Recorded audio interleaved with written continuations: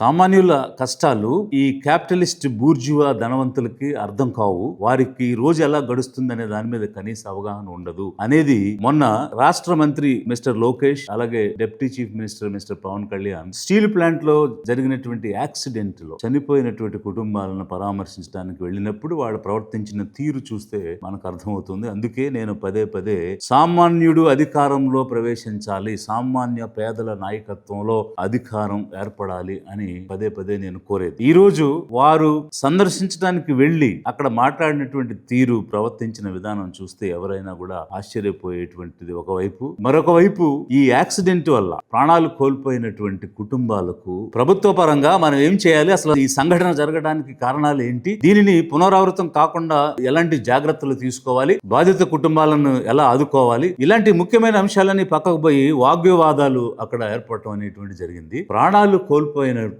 పరిస్థితిలో ఒకవైపు కుటుంబాలు గాని, వారి చుట్టూ ఉన్నటువంటి కార్మిక సంఘాలు గాని, కార్మిక సంఘం అనేటువంటిది ఆ కార్మికుల యొక్క సంక్షేమం కోసం ఏర్పడినటువంటిది. ఆ సంఘంలో ఏ వ్యక్తికి ఆపదొచ్చినా, ఏ కుటుంబానికి ఆపదొచ్చినా వారందరూ కలిసి సమస్యని చెప్పడం, దానికోసం స్పందన గాని, కావలసినటువంటి రాయితీలు గాని మాట్లాడటం అనేది సహజంగా జరుగుద్ది. అందులోనూ అక్కడ అనుకోనటువంటి సంఘటన, దారుణమైనటువంటి సంఘటన జరిగినప్పుడు అక్కడున్నటువంటి వారిలో ఆవేదన ఉండటం అనేది సహజం. నిజంగా రాజకీయ పరిపక్వత కలిగినటువంటి నాయకులు ఎవరైనా సంయమనంతో వారి మాటలన్నీ కూడా, వారు ఎంత ఆవేశంలో ఉన్నా, ఆక్రోశంలో ఉన్నా, అరిచినా, గీపెట్టినా వారందరినీ కూడా సముదాయించి నేనున్నాను, మీతో మేము ఉంటాము, మీకోసం మేము పనిచేస్తామని భరోసా ఇవ్వాల్సింది పోయి వారి మీద ఎదురుదాడి చేయటం అనేది ఎక్కడ కూడా మనం చూడము. ఒక అవగాహన రాహిత్యానికి, బాధ్యత రాహిత్యానికి నిదర్శనంగా కనిపిస్తున్నాయి ఈ రాష్ట్ర మంత్రి గౌరవ లోకేష్ గారు, డిప్యూటీ సీఎం గౌరవ పవన్ గారు వెళ్ళినటువంటి ఈ విజిట్ ద్వారా మనకు కనిపిస్తున్నది. 2021లోనే ఈ విశాఖ స్టీల్ ప్లాంట్ ని ప్రైవేటైజ్ చేయాలని కేంద్రంలో కేబినెట్ ఆమోదం తెలిపింది. అప్పటి నుంచి ఇది విశాఖ ఉక్కు, ఆంధ్రుల హక్కు అనేటువంటి నినాదంతో ఏర్పడిన, ఎన్నో కష్టాలు, ఎన్నో ప్రాణాలు కోల్పోయిన తర్వాత ఏర్పడినటువంటి ఈ స్టీల్ ప్లాంట్ ఖచ్చితంగా పబ్లిక్ సెక్టర్ లో ఉండాలి, ప్రైవేటైజ్ కాకూడదని రాష్ట్ర వ్యాప్తంగా ఆందోళన వచ్చినటువంటి పరిస్థితిలో ప్రైవేటైజేషన్ అన్నదాన్ని స్లో డౌన్ చేశారు తప్ప, ఎలక్షన్ ముందు తెలుగుదేశం పార్టీ చంద్రబాబు గారు, అలాగే జనసేన పవన్ గారు వీరందరూ కూడా అనేక హామీలు ఇచ్చారు. ప్లాంట్ దగ్గరకు వెళ్లి కార్మికులు రెచ్చగొట్టి మీటింగ్లు పెట్టి వీరే మేముంటాము, మేము ఆపుతాము అని హామీలు ఇచ్చి, ఈ రోజు అధికారంలోకి వచ్చిన తర్వాత అదే కార్మికులు వెళ్లి మా ప్రైవేటీకరణ ఆపండి అని అడిగితే, మీరు ఇళ్లలో కూర్చుని పని చేయకుండా లాభాలు లేకపోతే వైట్ ఎలిఫెంట్స్ ని మేము మొయ్యాలా అని సీఎం చంద్రబాబు గారు ఎదురుదాడి చేయటం. నువ్వు ఇంట్లో పడుకొని పని చేయకపోతే ఎట్లయ్యా? గుర్తుపెట్టుకోవాలి, మీరు అందరూ కూడా ఏం తయారయ్యారంటే ఊరికే జీతాలు ఇస్తారా? పని చేయాలి కదా. మనం పని చేయకుండా దాన్ని వైట్ ఎలిఫెంట్ మారి పెట్టుకుని కూర్చుంటారు. ఇంట్లో బుద్ధి ఉండాలి. ఈ రోజు ఆయన కుమారుడు లోకేష్ మంత్రి గారు ఎదురుదాడి చేయటం, ఇది ఎలాంటి పద్ధతి? ఇది ప్రజాస్వామ్యంలో ప్రజలు అడుగుతారు, ప్రశ్నిస్తారు, వారికి ఉన్నటువంటి హక్కు అది. దానికి మీరు తిరిగి సమాధానం చెప్పాల్సింది పోయి ఎదురుదాడి చేయటం, ఎలక్షన్ ముందేమో అయ్యా బాబు అని వంగి దండాలు పెట్టి మేము మీతో ఉంటాము, మమ్మల్ని నమ్మండి అని చెప్పి ఓట్లు వేయించుకుని అధికారం వచ్చాక ఇప్పుడు తిరిగి వాళ్ళని తిట్టడం, వారి మీద దాడి చేయటం ఏ విధంగా సమంజసం? లక్షల కోట్ల విలువైనటువంటి ఆస్తులు ఉన్నటువంటి విశాఖపట్నం స్టీల్ ప్లాంట్ ని ముందు 13,000 కోట్లకే అమ్మడానికి మొదలు పెట్టారు. తర్వాత గొడవ జరిగినాక అది 39,000 కోట్లు అని చెప్పి మార్చారు. 2.5 లక్షల కోట్ల పైన విలువైనటువంటి ఆస్తులు ఉన్నాయి అక్కడ. ఇది ఒక వైపు అయితే, మరొక వైపు బీఆర్ఎస్ ఇచ్చి అనేక మంది ఎంప్లాయీస్ ని పంపించేస్తూ ఉన్నారు. ఇంచుమించుగా 3,000 మంది పర్మనెంట్ ఎంప్లాయీస్ ని, 5,000 మంది కాంట్రాక్ట్ ఎంప్లాయీస్ ని పంపించేశారని అక్కడ ఉన్నటువంటి కార్మికులు చెప్తున్నారు. ఈ పరిస్థితిలో పని ఒత్తిడి పెరిగిపోయింది, షార్ట్ కట్స్ వాడటం మొదలయ్యింది. సేఫ్టీ మెజర్స్ వదిలేసి అవుట్పుట్ తీసుకురావడం కోసం వీళ్ళు అన్సేఫ్ గా పనిచేయడం వల్ల ఈ ల్యాడిల్లో బ్లాస్ట్ అయ్యి యాక్సిడెంట్ జరిగింది. స్పాట్ లో 8 మంది చనిపోయారు. తర్వాత ఇంకొకరు మొత్తం 9 మంది చనిపోయారు. అక్కడ ల్యాడిల్ గానీ, క్రెయిన్స్ గానీ, అక్కడ ఉన్నటువంటి ఎస్ఎంఎస్ గానీ, వీటన్నిటిని టైమ్లీ ఇన్స్పెక్షన్స్, ఓవర్ హాలింగ్, నాణ్యత ఏ విధంగా ఉందనేది చూడకపోవటం, అదే విధంగా ముడి సరుకు, రా మెటీరియల్ ని నాణ్యమైనది వాడకపోవటం, ఇట్లా అనేక అంశాలు ఇన్వాల్వ్ అయ్యి ఈ రోజు యాక్సిడెంట్ కి దారి తీసిందని ఒకవైపు కార్మికులు చెప్తున్నారు. మరి ఆర్ఐఎన్ఎల్ గాని, కేంద్ర మంత్రిత్వ శాఖ గాని ఈ 2021 తర్వాత ఎన్నిసార్లు ఒక సమీక్ష అనేది నిర్వహించారు? సేఫ్టీ మీద సమీక్ష జరిగిందా? ప్రొడక్టివిటీ మీద సమీక్ష జరిగిందా? ఎంప్లాయీస్ విఆర్ఎస్ మీద వెళ్ళిపోతుంటే ఆ ఖాళీలు భర్తీ చేయాల్సిన అంశం మీద ఒక సమీక్ష జరిగిందా? ఏమీ పట్టించుకోకుండా ఆ రోజు నుంచి ఒక అనాథలాగా వదిలేయటం వల్ల యాక్సిడెంట్ తర్వాత యాక్సిడెంట్ అక్కడ జరుగుతున్నాయి. మరొక పక్క రాష్ట్ర ప్రభుత్వం ముద్దు నిద్రలో ఉందా? ఒకసారి ఎల్జీ పాలిమర్స్ లో యాక్సిడెంట్ అయింది, హిందుస్థాన్ షిప్ యార్డ్ లో యాక్సిడెంట్ అయింది, అచ్యుతాపురం ఫార్మాలో యాక్సిడెంట్ అయింది, 10ల సంఖ్యలో జనం చనిపోయారు. అయినా కూడా ప్రివెంటివ్ మెజర్స్ ఏమి తీసుకోవడం లేదు. ఒక స్టాండర్డ్ ఆపరేటింగ్ ప్రొసీజర్స్ పెట్టి SOPs పాలసీ ద్వారా యాక్సిడెంట్ జరగకుండా ఆపటం లేదు. ఇది ఒక స్క్రిప్ట్ లాగా రీసైకిల్ అవుతూనే ఉంది. ఇండస్ట్రీస్ లో యాక్సిడెంట్ జరుగుతాయి, కార్మికులు చచ్చిపోతారు, తెల్లటి బట్టలు వేసుకుని రాజకీయ నాయకులు వస్తారు, అక్కడ వాగ్దానాలు ఇస్తారు, ఎంక్వైరీలు చేస్తారు, ఆ తర్వాత ఫైల్స్ మూతపడిపోతాయి, మళ్ళీ యాక్సిడెంట్ జరిగినప్పుడు ప్రత్యక్షం అవుతారు. ఇదే ప్రతిసారి జరుగుతుంది. ఎక్కడ కార్మికులకి న్యాయం జరుగుతుంది? ఎన్నికల ముందు మాట్లాడిన మాటలన్నీ ఏమైపోతాయి అధికారం వచ్చిన తర్వాత? ఈ రకమైనటువంటి యాక్సిడెంట్స్ జరగడానికి పూర్తి బాధ్యత కేంద్ర రాష్ట్ర ప్రభుత్వాలదే. ప్రైవేటైజేషన్ అన్నప్పటి నుంచి ఒక చిన్న చూపు చూస్తూ ఎలాంటి సేఫ్టీ మెజర్స్ తీసుకోకుండా నడిపిస్తున్నటువంటి క్రమంలో ఫ్యాక్టరీస్ డిపార్ట్మెంట్ గానీ, ఇండస్ట్రీస్ డిపార్ట్మెంట్ గానీ, సేఫ్టీ డిపార్ట్మెంట్స్ గానీ, అలాగే కేంద్ర ప్రభుత్వం గానీ ఏ రకమైనటువంటి భద్రతా చర్యలు తీసుకోకపోవడం వల్ల ఇది జరిగింది. మరి కనీసం డిప్యూటీ సీఎం గా వెళ్లి నేను ప్రైవేటీకరణ చేయకుండా ఆపుతానని ఆ రోజు మాట ఇచ్చాను, ఈ రోజు ఇక్కడ యాక్సిడెంట్స్ జరుగుతున్నాయి, దీనికి సంబంధించి ఏం చర్యలు తీసుకోవడానికి తెలియకుండా నేను తెలుసుకుంటాను, నివేదికలు తీసుకుంటాను అని మాట్లాడటం ఏంటి? మీరు అడిగిందే నాకు చెప్పారు. కాకపోతే ఇది ఏంటంటే ఇది మనం నేను దీనికి సంబంధించి అనుభవం ఉన్న వ్యక్తిని కాదు.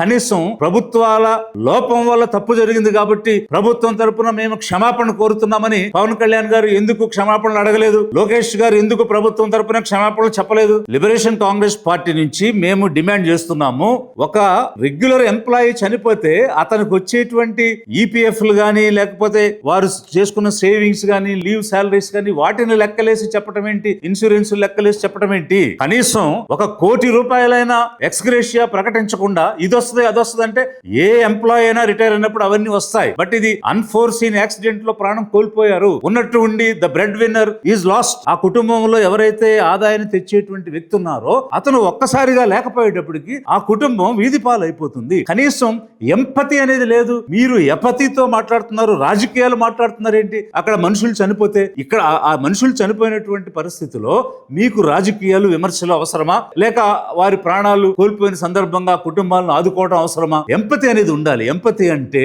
ఈ రోజు ఆ బ్రెడ్ విన్నర్ చనిపోయారు, ఎవరైతే ఇన్నాళ్లుగా సంపాదించి కుటుంబాన్ని నడిపిస్తున్నటువంటి నౌక ఏదైతే ఉన్నదో ఆ రెడ్డర్, ఆ తెడ్డు చనిపోయినటువంటి పరిస్థితిలో వీరు ఏ విధంగా జీవిస్తారు, ఈ కుటుంబం పిల్లలు ఏ విధంగా ముందుకు వెళతారు అని వారి స్థానంలో ఉండి ఒక్క నిమిషం ఆలోచించడాన్ని ఎంపతి అని అంటారు. ఈ రోజు ఈ పాలకులుగా ఉన్నటువంటి బూర్జువైజ్ క్యాపిటలిస్ట్ రిచ్ పీపుల్ కి ఆ ఎంపతి లేదు. ప్రతిదీ కూడా ఒక సబ్జెక్టే, ప్రతిదీ కూడా ఒక నెంబరే, ప్రతిదీ కూడా ఒక ఇష్యూ, ఒక న్యూసే. అంతే, వెళ్ళాము, మాట్లాడాము, వచ్చాము, 25 లక్షలు చెప్పేశాము, అయిపోయింది, అంతే. కానీ ఆ కుటుంబం వీధిన పడిపోద్దేమో, వాళ్ళు ఏ విధంగా జీవితాన్ని ముందుకు సాగిస్తారు, ఒకవేళ నేనే ఆ పొజిషన్ లో ఉంటే నేనేం చేస్తాను అని ఒక్క నిమిషం కూడా ఎంపతితో ఆలోచించినటువంటి వారు ఈ రోజు మనకు పాలకులుగా ఉన్నారు. లిబరేషన్ కాంగ్రెస్ పార్టీ నుంచి వీఆర్ డిమాండింగ్, ఎంతమంది అయితే ఎంప్లాయీస్ ని తొలగించారో ఆ స్థానాలన్నీ కూడా భర్తీ చేయాలి. కనీసం ₹1 కోటి రెగ్యులర్ ఎంప్లాయీస్ కి, కాంట్రాక్ట్ ఎంప్లాయీస్ కి ఇవ్వాలి. సేఫ్టీ మెజర్స్ అనేటువంటివి రెగ్యులర్ ఎంప్లాయీస్ కి ఉన్నట్టుగానే కాంట్రాక్ట్ ఎంప్లాయీస్ కూడా ఇవ్వాలి. ప్రైవేటీకరణ లేదు అనేటువంటి అంశాన్ని స్పష్టంగా చెప్పాలి. ఈ రోజు వరకు మేము నిలబెట్టామని పోటీపడి స్టేట్మెంట్స్ ఇస్తున్నారు తప్ప విశాఖపట్నం స్టీల్ ప్లాంట్ ప్రైవేటీకరణ నిలుపుదల అయిపోయింది అని ఒక ఆథెంటిక్ స్టేట్మెంట్ కేంద్రం నుంచి ఉన్నటువంటి స్టీల్ మినిస్టర్ గాని, ప్రధానమంత్రి గాని ఇవ్వకపోతే ఆగిందని జనం ఎలా అనుకుంటారు? కాబట్టి వీఆర్ డిమాండింగ్ ప్రైవేటీకరణ ఆపాలి, ఆపేశాము అని ఒక crystal clear statement in record ఇవ్వాలి. విశాఖపట్నం స్టీల్ ప్లాంట్ నుంచి ఉత్పత్తి అయ్యేటువంటి స్టీల్ ఎంతో నాణ్యమైనటువంటిది అయినా కూడా ఎక్కువ ధర చెల్లించాల్సి వస్తుంది. ఎందువల్ల అంటే రా మెటీరియల్ అవైలబిలిటీ లేదు, అధిక ధరకి వారు కొనాల్సిన పరిస్థితి వస్తుంది. అందుకనే ఎప్పటి నుంచో మేము డిమాండ్ చేస్తూ ఉన్నాము, ఒక క్యాప్టివ్ మైన్ ఇవ్వండి, ముడి సరుకు వారికి దొరుకుతుంది, ప్రొడక్షన్ కాస్ట్ తగ్గిపోతుంది, మార్కెట్ లో కాంపిటేటివ్ ప్రైస్ కి అమ్మగలుగుతారు, ప్రాఫిట్స్ పెరుగుతాయి. RINL నష్టాల్లో ఉంది కాబట్టి సెయిల్ కి ఇది ఇచ్చి అబ్జార్బింగ్ కెపాసిటీ ఉంది కాబట్టి వారు ఉన్నటువంటి బ్యాంక్ లోన్స్ అన్నిటిని కూడా ఆ కంపెనీ అబ్జార్బ్ చేసుకుని మైన్స్ ఇస్తే హైయర్ ప్రొడక్టివిటీ తోటి తక్కువ ధరకి నాణ్యమైనటువంటి స్టీల్ ని అమ్మేటువంటి పరిస్థితి వస్తుంది. ఈ విషయాలన్నీ కేంద్ర ప్రభుత్వానికి తెలియదని నేను అనుకోవటం లేదు, వారికి తెలుసు.